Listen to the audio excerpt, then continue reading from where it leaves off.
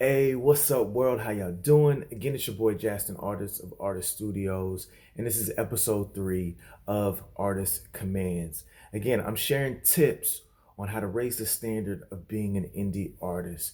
It's levels to it, and we got to learn how to change what we ideally see in the music industry.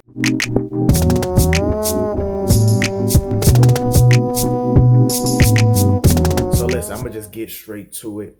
I was really inspired to do this as I was talking to a fellow friend and artist most recently. And man, my spirit was just flowing and flowing and flowing. And so I said, you know what? Let me do an artist command on this. So the subject today is work ethic versus talent. Now, most of you have heard, in any industry, that is 10% talent and 90% about the work ethic. Now, I'm going to be for real.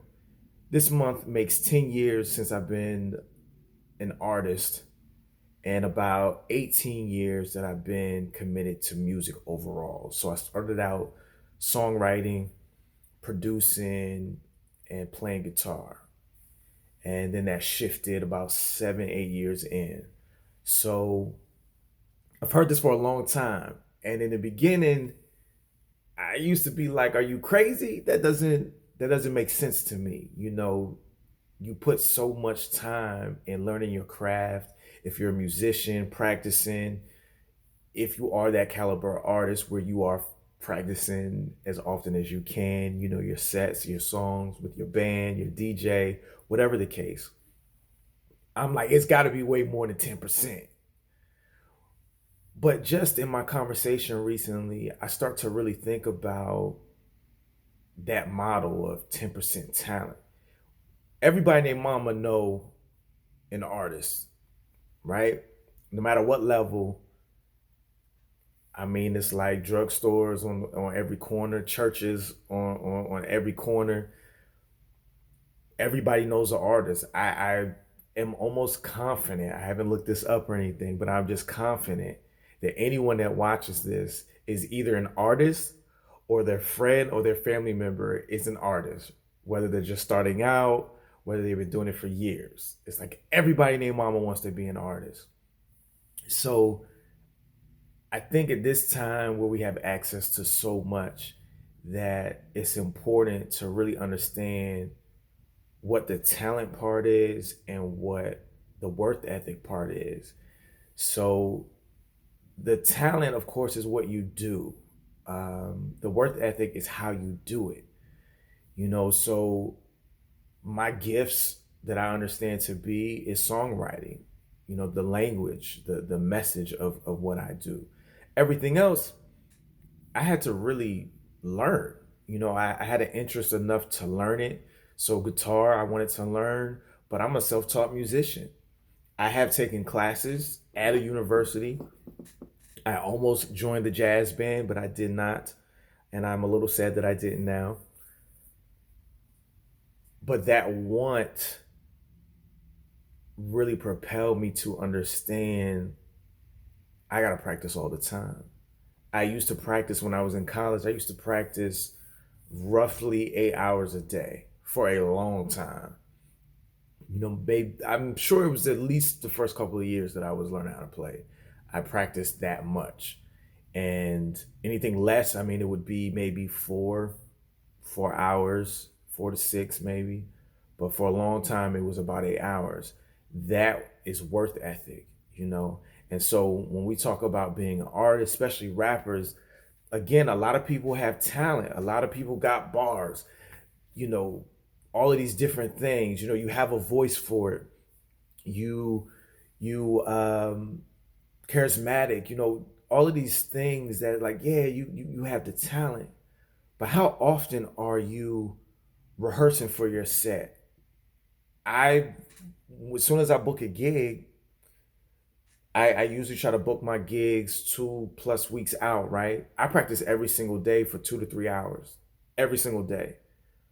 Now, mind you, in the in-between time that I don't have a gig, I try to make sure that I practice. Sometimes it might not be a full out, but I'm rehearsing my songs. I'm going over Well, what about this part?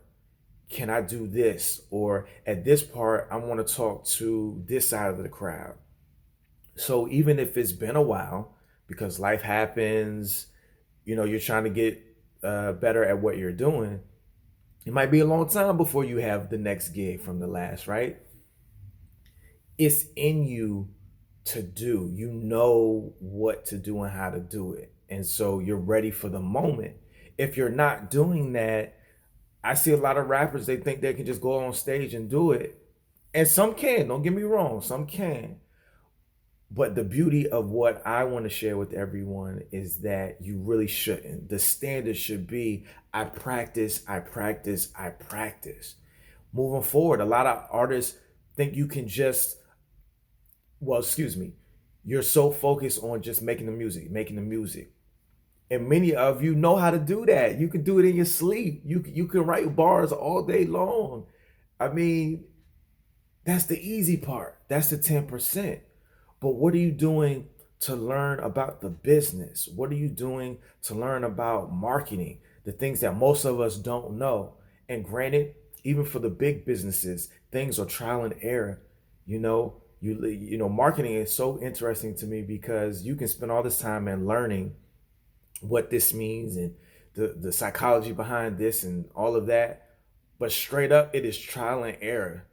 No matter how great the idea is, no one knows if it really is going to work. And that's the part that's so interesting about it. So it's like you don't, I think sometimes, at least for me, you can put so much pressure on yourself to like, how I'm gonna do this, how I'm gonna do that. And it's not all about money. It's not all about having a budget. But what are you willing to sacrifice, especially time, to put in to learn about the things that you don't know, the things that you are not good in? And that's the part where the worth ethic comes in. And so I was sharing with this particular artist that I can see the potential. I'm a big supporter. However, how do you expect to elevate when you have dead weight? Whether that's your person, you're not dealing with things. You're allowing life to, dictate what you do and how you do your music. It's a time that people are falling off. We're losing a lot of artists by some dumb stuff, man. And so, unfortunately, but fortunately, when people fall, that gives people like you to rise up.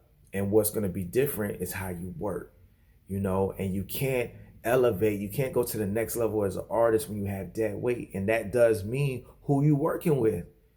If you have a standard and they don't meet the standard, but you're continuing to work with them and thinking that you're really gonna excel and gain some altitude in what you're doing in your career, I mean, it doesn't work that way. And so it's like, how long are you going to keep doing this cycle? Because you like them, because you work so well together, because of this, because of that. When you're really trying to go somewhere, when you really know that you got it, granted, let's be real, not everyone is going to be well known, but that does not mean that you can't be a successful artist. There's a lot of people that we don't even know their names, and they're out here making salaries, great salaries, taking care of themselves and their families, and nobody knows who they are except their fans. And that's all you need, right? But at the same token, because I am a spiritual man, I love God, and hopefully you do too. When you dig a little deeper, it's like, man, I'm trying to get to this next level. I'm trying to take off. I'm trying to make flight. But you feel this friction. You feel this weight that keeps bringing you down. You got to check around who you're working with. Of course, always start with you, but check who you're working with. Because if they're dead weight, I mean, it's not about liking people. You know what I mean? You just got to understand, part of that work ethic is making the right decisions on what you do, how you do it, and who you do it with. We talk about, building a team. Well, when you're building a team, it's not just liking someone. Oh, I like them. They make me laugh. Da da da. Of course, they might have some knowledge. You're good at what you do, but when they're is this friction, or when people aren't on the same page, usually you end up being in this cycle and you wonder why things aren't really popping off, especially when you do have the talent, right? So you have to think about those things. What else? Perception. Perception is a big key about all of this, right? So often we see artists who have the talent, but their music is going nowhere. And so on the outside, even people that you know, family and friends, everybody usually know that you're talented, but when they don't see things happening or see you still in the same spot from 2 albums ago, whatever the case is, the perception is you ain't doing nothing. And so it's not something that you really want to start your day with and doing these things for other people. But you do have to understand how you're looked at. And there's no comments, there's no likes. You're not getting inboxed about, yo, I heard this song and I loved it. People are watching without saying anything, and you'll never know, right? Until they actually come to you and say something. So you have to be mindful of that. People are watching, they are watching you.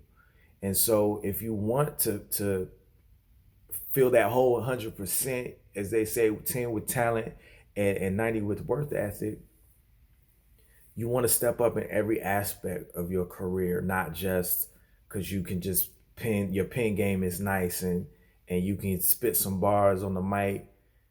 That's the easy part, and that's what makes it so challenging. That's what sets us apart from, the beginning artists to the vets, to the decent artists, to the good, from the good to the great. So definitely think about that. The work ethic is also about what are you willing to sacrifice. And I know I mentioned this a little bit, but I think we all think about money. And of course, the time that you put in it, and you got to have a balance of this sacrifice. Sometimes you're sacrificing time to work on your pen game, to work on your musicianship, to work on your production skills.